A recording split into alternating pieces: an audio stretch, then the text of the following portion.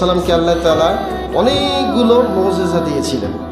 তার মধ্যে উল্লেখযোগ্য 6টি মুজিজা আমরা কোরআনে পাই, যেটা সূরা আলে ইমরানের 49 নম্বর আয়াত। সূরা আলে ইমরানের 49 নম্বর আয়াতে আমরা যদি দেখি তাহলে দেখি যে একটা মুজিজা ছিল, তিনি মানে মাটির পাখিতে, অর্থাৎ হাতে মাটি নিতেন, মাটি নিয়ে একটা পাখি বানাতেন, এই পাখিতে ফু দিতেন, এই মাটি থেকেই পাখি হয়ে সেটা আকাশে উড়াল দিত। সুবহানাল্লাহ।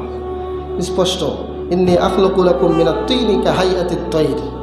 এরপরে ফাআনফুকু ফীহি ফায়াকুনু তায়রাম বিইذনিল্লাহ।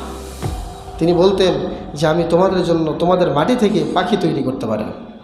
ফাআনফুকু ফী, এরপরে পাখিতে ফু দেই, ফায়াকুনু তায়রাম বিইذনিল্লাহ, এই পাখিটা আল্লাহর আদেশে সেটা পাখি হয়ে যায়। সুবহানাল্লাহ।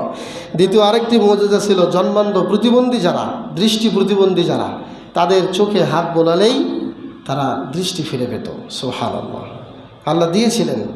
এরপরে আরেকটি মুজিজা ছিল, ধবল বা কুষ্ঠরোগী যারা ছিল, তাদের যদি কেউ তার সামনে আসতো, তিনি স্পর্শ করলেই তারা সুন্দর চামড়া শরীরে ফিরে পেত। আল্লাহু আকবার। আরেকটি মুজিজা ছিল, যেতে আল্লাহর আদেশে তিনি একটা মরা প্রাণীকে জীবিত করতে পারতেন। সুবহানাল্লাহ। যদি শুধু বলতেন যে কুম বিইذনিল্লাহ, আল্লাহর অনুমতিতে তুমি দাঁড়িয়ে যাও, সাথে সাথে এই মরা প্রাণীটি জীবিত হয়ে যেত। সুবহানাল্লাহ।